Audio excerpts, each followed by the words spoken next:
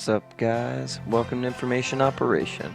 I'm Connor Ryan, and we're coming at you from Marquette, Michigan, bringing you your locally sourced ideas, thoughts, and inquiries. Today on the podcast, we feature Danielle Jokinen. She is the owner and founder of Minnesota Power Yoga. She came up here to lead a teacher training for us in Nagani to fuel this community that she grew up in with the power of yoga and all the things that she has found along the way amazing to sit down and talk about. So I hope you enjoyed this podcast as much as I did. Danielle Jokinen, thanks for being here. Hi Connor, thanks for having me. Definitely. What's going on? I'm just sitting here with you, grateful, enjoying some tea. I've just finished up a week-long teacher training at my sister's yoga studio. It's amazing. Beautiful process. Beautiful evolution. A lot of beautiful people. Very present. I appreciate that. Well, I'm just sitting here. Here and now. Let's talk about how you got here. So, what led you to start doing teacher trainings? Leading teacher trainings. Leading teacher trainings. So I opened a studio in 2013, a yoga studio, Minnesota Power Yoga, in Minneapolis. And I saw the power of teacher training when I went through it myself. And so with my community and my studios, I really wanted to offer that to my community, my students. And they were looking for more. You know, they wanted to deepen their practice. They wanted to teach. So I'm like, okay, let's bring a teacher training to Minnesota Power Yoga. And my friend had a curriculum that I started using and started leading, and it felt like, yes, this is what I'm supposed to be doing. And the results that it led to the students, like shining their bright light. And the biggest thing through that is they got empowered to do what they wanted to do, whatever it is. Like Yes. someone developed their own clothing line and starting their own business, and it was just really empowering to see, because the mission of actually Minnesota Power Yoga to be lived out through the teacher training, and actually it came to life.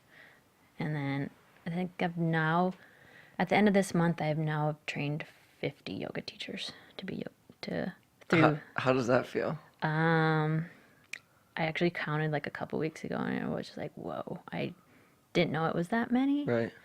And I know I have yet more to train Right. and continue to do this, because in a way, I also feel like I'm just getting started. Yeah. So I'm really excited. And I like how you say empowerment. It's not like you're like giving them anything. You're just giving them access to what they already have. Yeah. Right? And now, like, how does one do that? Like, how does one pull it out of somebody? You know, it's there for them. You see it. Sometimes others can see it, but they're blind to it. How do you pull that out of somebody? Well, it's just like what you just said. It's seeing it in them, like looking for their greatness, because it is already there. And it's through the practice of yoga, asana, movement, meditation, sitting, getting still, willingness to look, and then inquiry. So asking questions, and the questions are directed more so just for them to find their own answers, because everyone knows. And it's just also holding the space for them to share and talk. And then really I'm listening. I'm really just presently listening to them. Yeah. And then in that space, I call it generous listening. They discover it for themselves. Generous listening. And this isn't always present in normal everyday situations. Do you think that's the problem? Is they don't get that chance to talk in an open, non-judgmental, focused on them environment? Yes. And that's what I feel like this teacher training is grounded in, is that safe place for people to feel that they can share, and want to open up and want to be heard. And they also see that with the fellow teachers in the training. Yeah. They see other people have breakthroughs and be heard, and they're listening for others, and then like they see themselves in the other student too, and then they all leave feeling empowered and supported and safe. Right. To relate, right? And in that dynamic, in the inquiry, as the leader, You do a really good job at staying objective, unbiased, and just like, what do you have access to now? You know, you don't have any input. Is that, do you have to like flip a switch to turn that side of you on, or is that always how you've been or how you are? Thanks, Connor. Yeah. Well, a few things about that. It's who I am. It is all the time. Obviously, I still go in my defaults at time too. And in programs and trainings, it's like I am presently like that for the students. It's me being up to something bigger than myself, Yeah. because it isn't about me. It's really something bigger, and I really do believe that. So it's just holding the space for the students' own discovery through the promise of the training that I, promised to deliver on for them. So I do like applaud myself in a way for holding the space for them, and like because I know this work works. So Sure. it's like it matters, and if you do the work, if you do the yoga, if you number one just show up, you'll have access to something, Right. and that something is for you to discover, and I'm here for you to do that. Yep. And you make that very clear in not by saying it, by doing it. That's pretty cool. I think, yeah. Definitely. And there's a lot of selflessness to that. When it comes to the practice, how does that then solidify the things that the inquiry and the meditation kind of dig up? Like the asana practice itself, yeah. Well, I believe we store emotions, past experiences in our body too. So sometimes a limiting belief could be just stored in, say, broken heart, shoulders forward, something happened and you got hurt. So then just through the physical asana of opening the shoulders, opening the collarbones away from each other, then you're in the space of also sharing of a heart to wanting to be a place of like open and loved or cared for or supported or in receiving. Put those two together, and like that's where the transformation happens. It's like it speeds up the transformation. Right. It's the power of doing like the work in, say, a week-long training or a weekend training. Yeah. And it's allowing what you dig up to be expelled, like to get it out rather than holding on to it. Like you say, it stores because we're holding on to things. So what came up for you? What did you have to let go of, or are you letting go of? How did you kind of find your way into having this be your livelihood, right? Yoga is now your life. Would you agree? Absolutely. So how did that come to be? How did you find yoga? Well, I found yoga from my mom, Lori. She bought a VHS by Baron Baptiste, and we did it in the living room. Did not have a yoga studio in town, and I thought, oh, this is good active recovery days for basketball, because my love was basketball. And so I did it with my mom, and then once I started doing it by myself, and because I saw the result, I didn't know why, but I'm like, I feel good after doing these practices. And then I always did yoga, but my passion was personal training, marathon running, triathlon, events, duathlon, rollerblading marathons. Like that was my passion, and yoga at the time was more for like active recovery or just enhancing my sport, whatever Sure. sport that I was doing. And then I would say around 2010, a life event happened where my heart was broken. I was supposed to get married, and the wedding got called off, and I was like, rug got pulled underneath me. I was like on my knees and like did not know how to stand up. So I was like, okay, for some reason, and I'm grateful I did, I called back to yoga, and I found my yoga mat, and I'm like, yeah, yoga is way more than just the movement.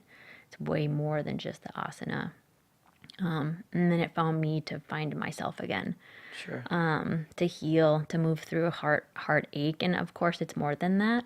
And I was just talking to Connor, you about this earlier. Sometimes like the worst things, like that seem like the worst things, are like the best things ever. So, and that was an experience that like, yeah, literally brought me to my knees. And then it gave me access to really, turn down the path of yoga more than just asana. And then I was went to yoga life coaching, started doing that, and really got into the inquiry. It's like, So, whoa. what was the transition? Because there's a lot going on there of just like practicing. Like, I'm a yoga student. Like, you were in Minnesota, so you had a studio, and you're like, I'm signing up. I'm doing the monthly unlimited, like, or what? Did you I was just like working at walk in? Lifetime Fitness, Yeah, so then I started. I was teaching yoga, and then I'm like, I have to do a teacher training. I like absolutely found the closest, soonest teacher yeah. training. I was So you're like, just personal training, and you're like, well, I could teach you. I know yeah. yoga. I've been doing it, so. And so then I went to a teacher training, and then Lifetime had a teacher training. So I was doing two teacher trainings at the same time, one with Yoga Center in Minneapolis and one with Lifetime. And super grateful that I did both. One was with Johnny Kest. Learned a lot through that, and really deepened my practice of meditation with Johnny Kest as well. And there's more, there's like way more out there, like going back to I didn't know what I didn't know that I didn't know, and just found a lot of peace and clarity and my love for yoga. And then my mom, again, here it comes back, my mom. Lori. She sneaks back in. She's episode 2 on this podcast, like OG. She actually has the most views of any of the podcasts. And then my mom's like, you have to go to Level 1 with Baron Baptiste. I'm like, oh my gosh, mom. I just, I'm in 2 teacher trainings. Why do another? I've done personal training, Pilates training, mat jumpstart training, like all these Yeah, trainings. yeah, And I'm like, okay, for some reason I went and submitted and signed up. And even on my way there, it's like I was going to New York and Menla and got off the airplane. I'm like, oh, I'm going home. I'm going home. Why am I doing this? And then met resistance and called a friend. And they're like, keep going. And I'm like, yes, keep going. And usually I know now through that, like resistance is like a breakthrough. yeah. So looking back at it now, and I did have a breakthrough the first day of that week. Baron walks in and starts teaching, and I'm like, oh, yep, this is a yoga This is I where want I to need do. to be. Right now is where I need to be. Yeah, like I And felt it's at home. vivid. It's vivid. It's that warm, comforting sigh. I arrived. That's powerful. And there's a lot more to that resistance, creating that light at the end of the tunnel. Like when you have these thoughts about something where you're like, don't go any further into this. In a lot of ways, that's your ego saying, Stay stuck. stay comfortable, stay stuck here. We're comfortable here. We like it here. And that's like the lie that we talk about, right? In inquiry is like moving past what the ego is limiting you to do. Because the ego limits us in so many ways. Can you speak on that a little bit? Was the ego involved with your yoga journey in a big way? I mean, absolutely, and Yeah. I needed to learn more too. So I had to learn all the things, like, because I was stupid. One of my lies, I have a few of them, is that I'm stupid. I also was diagnosed with dyslexia when I was in high school. I Yeah. was a senior. So then I was stupid, really big. That was my lie. So then I had to be perfect, or I had to learn all the things, or really had to figure it out by myself. Because I feel like I couldn't quite get what everyone else was getting, and so then I would go figure it out. I'll figure it out on my own, and I got really good at that. I really did. Right. So that also became my superpower. And then though going to level 1, yeah, I mean my lie is like, yeah, I guess I'm stupid. Like I'm stupid to be going to this training. It And keeps like, coming up in every circumstance. yeah. Your ego follows you around. Yep. And then I went, and I'm so grateful I called in a friend and they were like, keep going. So, I mean, and I did, and that's like what you were just saying, like I felt at home. Like I felt my bones, I felt my feet on the floor, I felt present. And actually that was the week that I declared that I'm gonna open a yoga studio. Dang. And I'm like, I don't know how to do it, and I'm gonna, and I just said those words out loud. And yeah, it happened, Yeah. I've been open for 5 years, and the lie continues to grow and shift and morph, and continue to like look at it sooner, and move it faster. Yeah. Now that I do this work, and I absolutely am grateful that I found it, and that's why I also want continue to, obviously am blessed to get to share it and get to do it and get to be with so many people on the same journey. Definitely. And it feels you feel drawn or called to share it. Yeah. How do you explain that? Um, in the sense of it's like my purpose to share it because when I lead a teacher training or teach yoga, it feels like timeless. Like there's no time. It's pulled out of me versus like forced or I know it's not because it's not about me. It's about it. Yeah, it's something bigger and I'm just grateful and it's something I can hardly like sometimes speak to in a way. And though I see the results happening, like I prepare for a program or a workshop and then I prepare for it and then the magic happens in it, like in that. And I Right. can't write that down, what ends up happening in a training. But the result is, yeah, people walk away empowered, happy, grateful, and up to something bigger in their life too through this work that I get to do. When you're doing it, I think people could relate to this as like a flow state. You know, when I know when I'm snowboarding or biking or just shredding the gnar on whatever it may be. Yep. Even, I've gotten this working out or teaching yoga or coaching.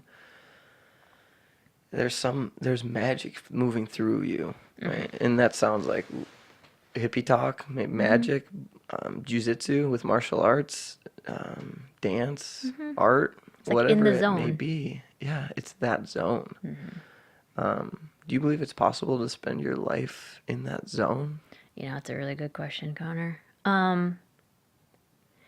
It's a combination of being able to be, yeah, sure, be in that zone flow state, though, and also like we are humans in this earth, like living this human existence. So it's a balance of having to sometimes probably going in and out of it, and then being present of when you're in it, or doing more things to keep you there, whatever that is, too. And also then you have responsibilities here It's that true. may take you out, and knowing that you may be taken out of, call it flow state, call it in the zone.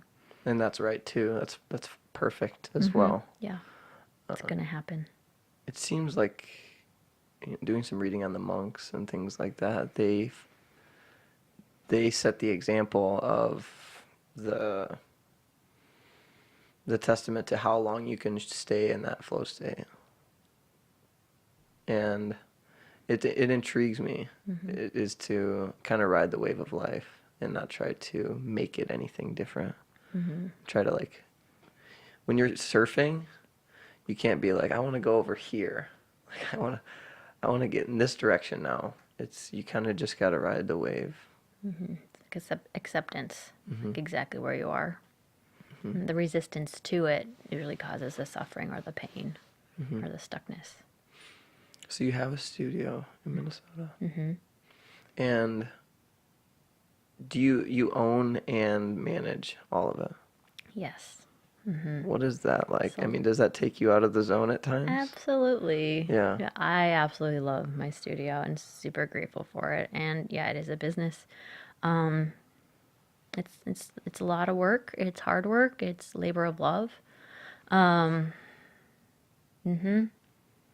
It's hard. And like I say, I'm forever grateful because again, it's up to something bigger than me to create that community for people. So I'm continuously learning and shifting and evolving through running a yoga studio because things will come up and allow me to grow. Like I have to continue to grow to continue to hold the space for people. And you kind of dove into that right after level one. Was there any fear like surrounding like, oh, what if I fail? What if my business doesn't work? What if my business plan isn't good enough? It's a valid question. I was terrified. I had a hard time even saying I'm opening a yoga studio. Like, You just like write it in your notebook, like close. I mean, it opened. We did it, and I knew like, and I had the faith that it was gonna open if it's supposed to. Like, also not forcing it, or it had to go a certain way. Like, really believe that if this is my path or if this is my purpose, it will work. And I also did the work to make it happen. So it's a balance of letting go and also taking the right action with the right intention. Yeah, That's where it kind of came down to. that's a paradox. Right, letting go and Action. And like, yeah, getting off the couch and doing the thing, making the phone call, whatever it is, looking for a space, talking to the landlord, creating a lease, like doing the things that actually need to happen to open the doors, turn the lights on, do all that stuff. Right. But yeah, so I have the studio, and then I'm still in the space of now managing teachers. Like I have 9 teachers, and so that's a whole new space because when I first started, I was teaching a lot of the classes myself. Sure. So now it's a whole new in the space of teachers and creating team Yeah. and everybody on the same page, Yeah. up to the same mission. And now you have time to go travel. So, what have your travels been lately? Well, obviously I'm still like traveling to do programs with the Baptiste Institute. Like last year, now I'm a tier 3 Baptiste certified teacher through level 1, 2, 3 apprenticeship assisting workshops, and I did fit to lead training with Baron. So I'm grateful for all the work that he does to continue to evolve, and himself, obviously he's a great student of his own work. So it's really powerful to see that for me to also obviously be a student and a teacher and leader. And then through the Baptiste methodology, I created a YOD program called Your Own Determination. It's a yoga methodology. I say birthed out of the Baptiste Institute journey into power sequence. Sure. So this is a sequence that is standardized through Baron Baptiste. Yeah, I mean through the insights that I got of like, wow, I love yoga. Yeah. And it pulls me into my bones, and then but also like why did I love like running so much? Why did I used to teach group fitness? Yeah, But why it did all relates. It's all really the same thing. What is that? What is the essential thing that you love about it? well and personal training, I love strength training myself, so I loved like working hard. I love correct like alignment and posture and feeling pain free. So, like moving my body in a way that created sustainability. That also brought strength, or that got me to a space of like, I don't know if I can keep doing this. I don't know if I can run one more mile. I don't know if I can do like, yeah, one more push up. So, get to that state of, I don't know if I can do this, to the state of like, wow, I can. And I am Yeah. doing it. Right. And that like blissful state, call it, yeah, in the zone of That's just where like the magic happens. empowered. Yeah.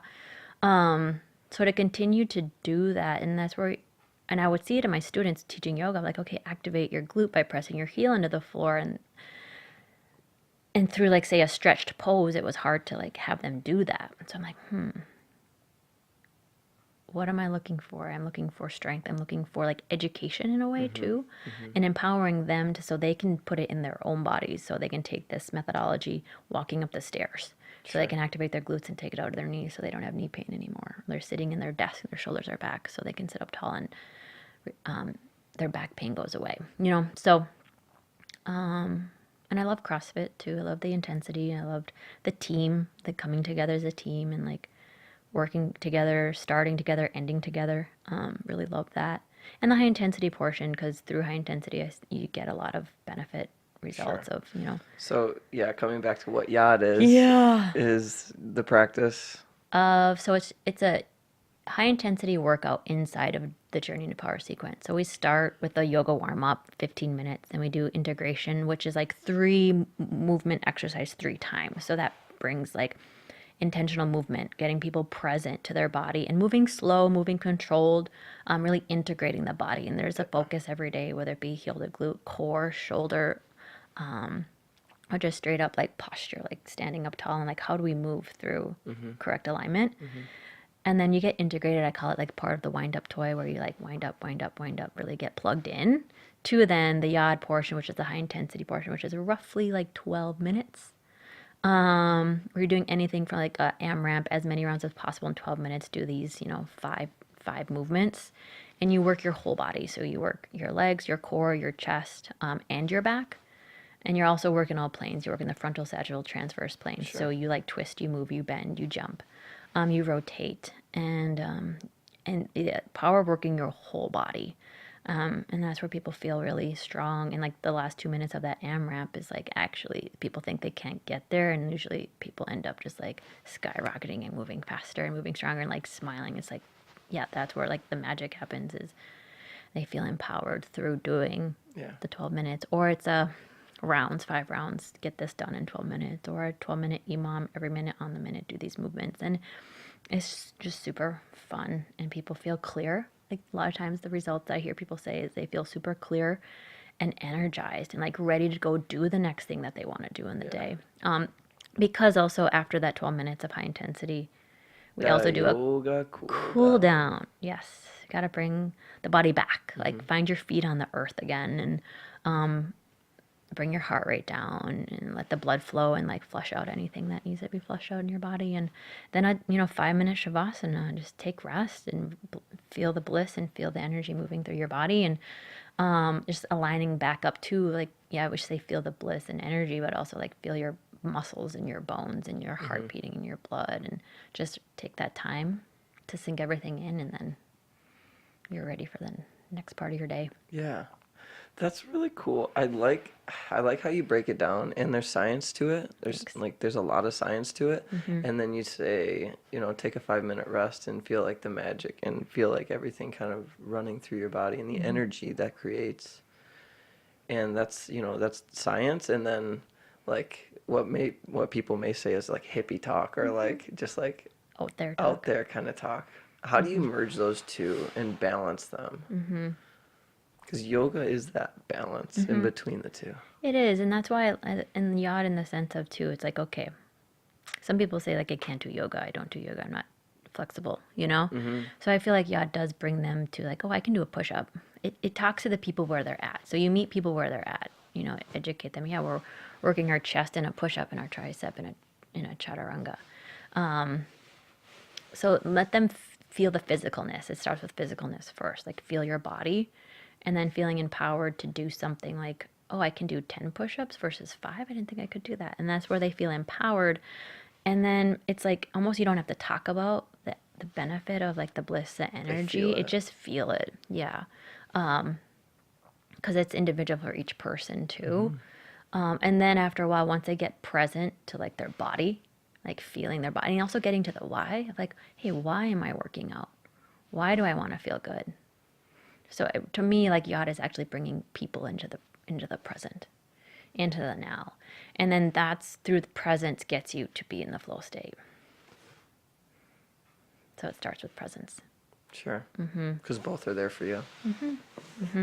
And so what has yad become? Yod has become, I would say, a workout, a yoga methodology. I call it a love revolution for people really all over the world. It's in Kenya. I went to Africa Yoga Project, and there's 77 teachers now in Kenya teaching yod. It's What? in New York. It's in Florida. It's all over. It's teachers. They come. I've trained probably 200 yod teachers now, Yeah. and it's What in yoga studios. It's in CrossFit gyms. what made you go to Africa? Okay, so Paige Elliotson is the founder of Africa Yoga Project, and she went there to a family vacation and started doing yoga, and they asked for her to teach them, and she went back home, and they asked her to come back, teach us yoga, teach us. So she went there because her heart pulled her there. So it's like I like to resonate with that sentence in the sense of like I listen to my heart. So it's like I listen to the pull where my heart wants to pull me.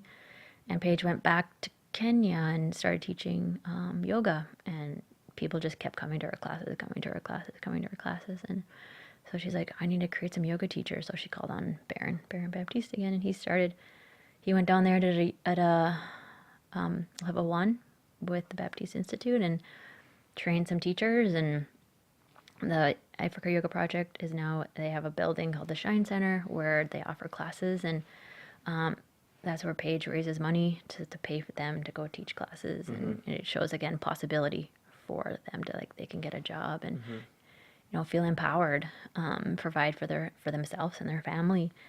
And then Paige invited me to go lead a 200-hour teacher training. It was 2 weeks long, and in Africa and Kenya. And I went, and she had me teach yod a couple times, and they fell in love with it. And then they wanted to learn how to teach yod. So last year, I trained 5 of my teachers to go there. I actually didn't go there to teach the yod level 1 because I was home with my daughter Evelyn, and so trained 5 of my teachers to teach yod level 1 there, and that's where they got lit up with yod and really like wanted more too.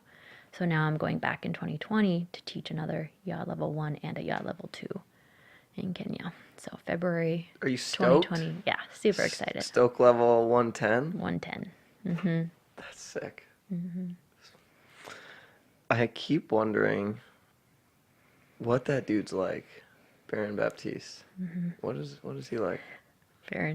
Baron is has a heart of gold, and he's a stand for his students. He's a stand for everybody. And he believes in his methodology, and he teaches to it, and he continues to learn himself and evolve and see and look. It's like, look what's needed, and he gives the tools that's needed to continue to bring the practice of yoga, his methodology, to whoever wants it. It's like this vehicle is yoga, right? We found yoga to help people find healing, find peace, and then continue to share that and bring that to more people. So I'm blessed enough to have Baron with level 1, 2, and 3 and fit. So yeah, he's consistently there for his students, and also like human, right, on this planet, and learning himself. So he's continuing to learn and grow, which is really inspiring too. So yeah, he's a stand for everybody, and he's up to something bigger than himself. Right. And it's interesting you mentioned the vehicle. Like, yoga is not like the end all be all. The yoga brings it out, brings the light out. And some religions, like, they say yoga's like the devil, and things like that. Where does that come from? Have you heard that before? I mean, I've heard it, I don't know where it comes from. I can't say where it comes from, but what I experience sometimes is just what I see. If that sentence is said, it just creates more separation. Yeah. Yeah, and then in that separation is it creates like sadness, because then you can't connect if like that's that labeling fact that is the devil. It's hard to hear, and yeah, it just causes separation, and that's what I experience when I hear that, is just that separation. And what really all I feel like we are looking for is connection. Yeah. What's yoga mean, literally? Union. Right. So separation is Opposite of that. the opposite. And I think religion tries to find that as well, union with God. Yeah, and I think that everything serves its purpose, Yeah. and I think if it leaves you to be happier and content and at peace with yourself, then do that, Yeah. And I also say go back to the why, like getting presently rooted in why. Why do you do this? Why do you go here? And does it serve you? So asking those questions for yourself, and then getting the truth to the answer of, oh yeah, this does serve me, then great, then do that. Yeah. If you really feel that it does serve you. You have a lot of good questions, Danielle. Hey, thanks, Connor. Yeah. What are some of the questions that you see are like breakthrough moments for a lot of people? The common one that I ask before teachers sign up for teacher training is, what would you do if you could not fail? What would you do if you could not fail? Send it. Connor's quote for the week. Yeah, starting with that one. What are you getting access to? What's here for you now? Yeah, what's here for you now? Like, what's here now? Just, yeah, what's present? What are you hiding? What's possible? What's possible is a good one too. Yeah, those really pull strings because they're present. They're not asking you about the future. They're not asking you about what you're gonna do or what you have done. It's present. Yeah, it's just right. What's here right now? Like what's here now? Because it's a moment by moment thing. Continuing to be able to be in the moment, and then Yes. get access to really feel what is here for you. Because a lot of times I experience like the numbing, the pushing away, the not feeling. So even feeling sometimes, or even tapping into actually, how do I feel, or what am I thinking, is like a foreign concept to some people. So giving even that space for people to feel and like go there can be scary or unknown, because like, I don't know Right. what is here for me. And so just even asking the question and be willing to be in that question, to be in the inquiry of what is here for me, it might just be that. Right. Not even be able to share anything at that moment. It's just like, wow, just be with the question. And to be here now, like a lot of people, I just hear resistance to that because how do you plan and get anything done? I mean, you're a business owner and a mother, and you have things going on in your life. Like, how do you look ahead and plan for the future when you're so present here and now? Yeah, it's a great question, Connor. I don't write any of this down. It's just kind of just comes to me. I don't know. How do I plan for the future? Um, it's also like, yeah, I have a trajectory of like, where do I want to go? A 5 year, 10 year, 3 year vision. And what are the three things that I need to focus on to help me also get there, and though being here. So what needs to happen now to get there, and also know that there may change, so that 10 year vision might actually not where I need to be, but right now in this moment, that's where I see myself in 10 years. So it's living from the now moment to get clear on what the next moment does look like. Right. And then, yeah, doing the thing, whatever it is, or even just listening, like, oh, my heart's pulling me actually to go to this coffee shop and and just get coffee. And then I might go there and actually meet this person who therefore might help me with the next thing where I actually felt stuck on. Yes. Yes. Like listening to what the universe or whatever is telling you to walk into that coffee shop and not say, I have somewhere to be, I don't have time. It's the same thing that I'm gets too us to go busy. practice yoga. It's like I have too much to go on. I can't just, because in yoga you stay in one place. You stay in a 2x6 square, and you don't go anywhere, right? You don't move anywhere. You start in the same place, you finish in the same place. And you're a But that different couldn't be person. further from the truth, right? You're a Right. totally different person by the end of it. How do you explain that? By teaching it, by getting people to get to their mat, child's pose, Yeah. press your hands into the floor, find your breath. And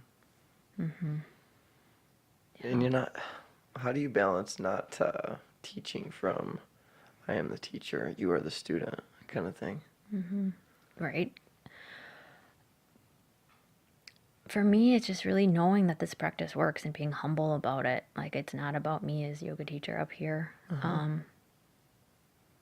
So yeah, just being humble and grateful, like that I truly do get to do this, and people show up, and like it's an honor and a joy to continue to see people get to their mat and know that they're on their journey, and like we're in this together. One of my other yoga teachers, mentors said we're a bunch of just bozos on a bus, just getting through this life together, just figuring it out. And I don't say figuring it out, but like just enjoying this journey together. So, and coming to like an intention to for a class that I'm going to lead from, like I said, for the teacher training, I have a promise, and an intention to deliver on.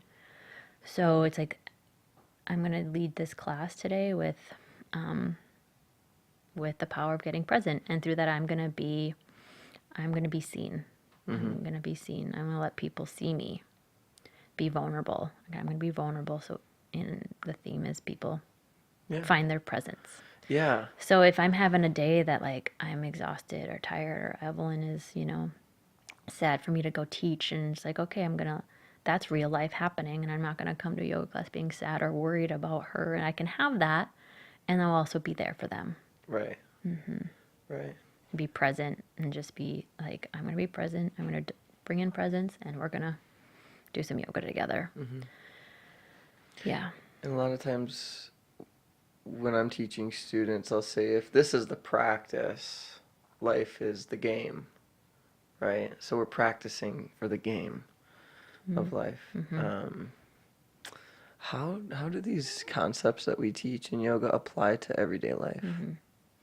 I mean, just like what you said about the game, like my teacher Baron says, are you on the sidelines of your life or are you on the mat? Are you What does that mean? are you watching your life happen?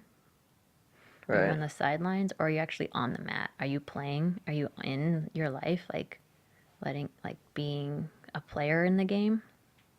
Or are you stepping back and watching it happen?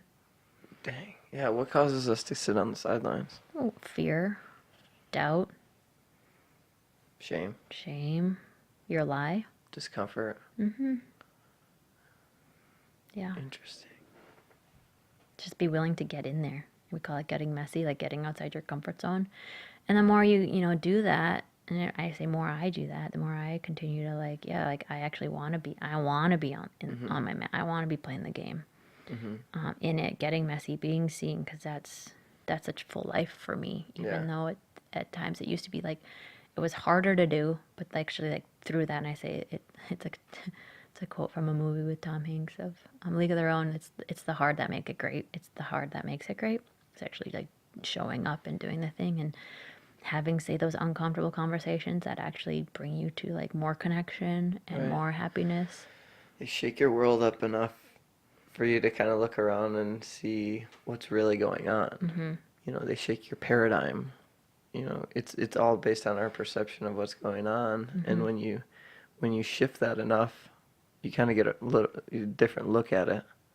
But it's impossible without shaking it, getting outside the comfort zone. Yeah. This kind of just came to mind. How do you, because you stay very true and humble, like you said. How do you avoid being like trendy? You notice yoga has this like trendiness to it at times. It's a really great question, Connor. Yeah, because it's I feel like I've lived that way my whole life. Just like being true to myself. Okay. I thought you said you were saying you lived your whole life Super trendy, trendy. No. just doing what's Yeah, cool. not doing what's cool. So cool, Danielle. It's a really great question, and I could look at it both ways too. Like, that's the thing too. Like, I was thinking back to my yoga studio of like what allowed me to open it, and I can go back to one thing about that. We'll go back to the trendy thing. That one of my like lies though too used to be it doesn't matter. So like, I'm blessed that though I had that lie or that I say a command statement that it doesn't matter. So like, okay, if I open a yoga studio, the fear is what if it fails?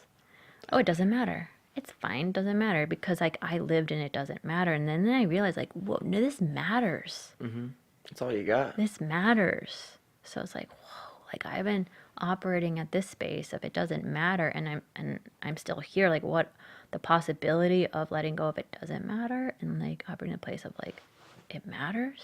Whoa. So that was a huge breakthrough for me. I'm blessed that again, like I say our lies do at times become our superpowers because they also get us to a place and they also work until they don't work. Until you want to go to the next level, and the next, like Right. you said, Seriously, paradigm. that was my lie, right? Just trying to get to the next level, trying to check the next box. Right? Everything needs to be hard. Everything needs to be a challenge. And So it so got you through, it gets you to a certain point, right? right? But my unwillingness to quit anything in return led me to quit doing it because I just burned myself out on everything. And turns out I don't want to burn out on unity with the training. I don't want to burn out on teaching yoga. I don't want to burn out on doing the podcast. I want it to be fun and new and exciting every single time I step up to the plate. So to have that balance, right? To let go of it has to be hard and letting some things be easy and natural and beautiful and other things taking action, that paradox, finding the balance, the middle road in between. It's huge. Yeah. Yes, it is. The balance. Like seeing how, or where then does that lie, like, is it sourced from? Or, or the action sourced from? Is it sourced from the lie or just from truth? Could be, yeah, it could be from all sorts of childhood experiences in sports or the military or whatever. A job, what somebody told you one time, multiple times. Yeah. What's up with the UP, Danielle? What's up with the UP? Oh man, You grew up I here. did. I'm blessed I did. Well, I was born in Wisconsin, so I have to throw that out there. Lived in Wisconsin for a little bit. Nobody would know if you... I found out last week I moved here when I was a year and a half. Did you cry? No. Okay, good. No, I did not. No, I'm super grateful to be, raised in the UP. It's Yeah. a beautiful place. I have like spear necklace on my neck. I want that place as close to my heart as it can be, even though I live in now Minneapolis. The nature, really, the water, the trees, the earth, the people. The people here are super proud to be living here, and that's just a beautiful thing. The UP Power stickers everywhere, pictures of the Upper Peninsula on every car you drive by. Yeah, it's just a really magical, beautiful, beautiful peninsula. I believe it, and I was able to grow up, in the trees, like literally climbing trees, like swimming in Lake Superior for hours and hours and hours and hours and hours. And I'm also working hard, the people here, the community here, you guys are hard workers. Yeah. Because I feel like you have to be growing up here. It's like every day it snows, so you shovel. It's just what you do, Yeah. I mean, I grew up though from my dad. My dad's like the hardest working person I ever met, and I would be working for my dad, hauling firewood from the truck then into the house, and his common statement was, "You making it?" And like I realize that's also one of my lies now too. Though the "you making it" is like in my head I had to make it. Like, Yeah. there was no option. Right. So like I always had to be making it. You're making this fire. I'm making it. I'm making yeah. it. Like there's no way of not making it. So it's really interesting to hear that Yeah. for me later on in life. But And that can be limiting too, just making just it. making it. Rather than thriving, just surviving. Yeah, or even being like, hey, I need to rest right now. Uh-huh. Or I am not making it, and that being okay. Yeah. Like I need to eat. I need to Right. sleep. I need to like take have some a drink of time. water. Yeah. So, that's why I say people here are super strong, and it is beautiful. And though I say when you're locked into one space, then you're locked out of something else. So for me, growing up here, it made me super strong. And then I realized, wow, I was locked out of like asking for help, or then even receiving help. Like if someone said, "Oh, I'll help you," it's like, "Oh no, I got it," because I got it. I do. I'm strong, and I do got it. I'm But, like, making it. I'm making it. Though it locked me out of then that connection with that other person to then do it together, or see what's even possible when multiple people get together to do something. So being strong, yeah, became my superpower. Like, I'll get through this, I'll make it happen. And I made a lot of shit happen. Sorry, Connor. You can swear. I did. Damn. I made a lot You happen, can swear. and I'm proud of it. Thanks. And We're not on the radio. great. Yeah. I made a lot happen. And though what would be possible to, or what is possible, I'm really to continue to like let that go, let the I'm strong go, and I'll also like bring in I am strong and in numbers, and I've been saying that, and I do believe we go places together, we can't go alone, and I strongly believe that, and I've seen that multiple times. So yeah, this is just a beautiful, especially Lake Superior. Like, I don't know. It's just, I could go on and on and on about talking about the UP. So proud to be raised here. So what's here for you now? Gratitude. Yes. I just wanted to ask you that. Good job. Yeah. It was amazing to have you on today. And thank you for everything you did for this community and for me as a teacher, as a human being. And I believe in you. I believe you're going to do some amazing things when you go home and wherever you go. Thanks, Connor. So, huge gratitude. Grateful for you too. You nailed it. Sent it? Sent it. Great. Till next time, guys. Sweet. Ride the waves, dude.